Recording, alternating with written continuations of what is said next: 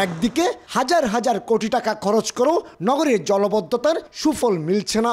সামান্য বৃষ্টিতেই হাঁটু সমান পানিতে তলিয়ে যায় নগরীর বেশিরভাগ এলাকা।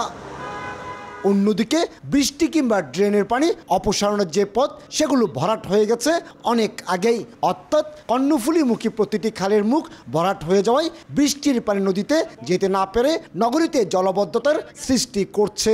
প্রায় 20 থেকে 25 ফিট আপনার পলিথিন স্তর হয়ে গেছে, সেগুলো ড্রেজিং করতে হবে চট্টগ্রাম বন্দর কর্তৃপক্ষ, তাহলে পানি চলে যাবে। সুইচ গেটগুলো যেগুলো করা হয়েছে সেগুলো পরিকল্পিতভাবে করা হয় নাই। এদিকে আবার গত কয়েক সপ্তাহ ধরে কিছুটা ভিন্ন চিত্র কর্ণফুলী নদীর উজান অংশে।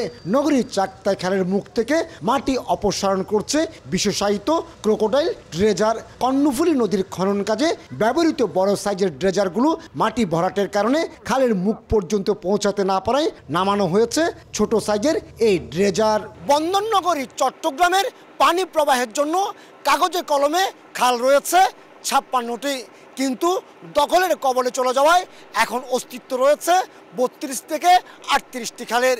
এর মাঝে 8টি খাল আবার সরাসরি এসে পড়েছে এই কর্ণফুলী নদীতে, যেগুলো ড্রেজিংয়ের কাজ করছে চট্টগ্রাম বন্দর কর্তৃপক্ষ। মূলত চট্টগ্রাম নগরীর জলবদ্ধতা নিরসনে বন্দরের নেওয়া ক্র্যাশ প্রোগ্রামের আওতায় পর্যায়ক্রমে পরিষ্কার করা হবে 8টি খালের মুখ।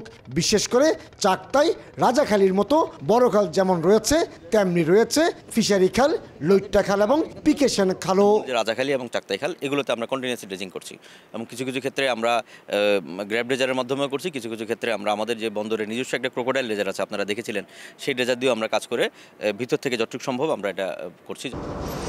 এসব খালের মুখ ভরাট হয়ে যাওয়ায় শুধুই যে নগরীর জলবদ্ধতার সমস্যা হচ্ছে তা কিন্তু নয়। কর্ণফুলী নদীর জোয়ারের পানি স্বাভাবিকভাবে প্রবাহিত হতে না পারায় নাব্য সংকট সৃষ্টি করছে বন্দর এলাকায়। এই অবস্থায় কর্ণফুলী নদীর চলমান ক্যাপিটাল ড্রেজিংয়ের আওতায় নগরীর জলবদ্ধতা নিরসনের এই প্রকল্প নিয়েছে চট্টগ্রাম বন্দর কর্তৃপক্ষ।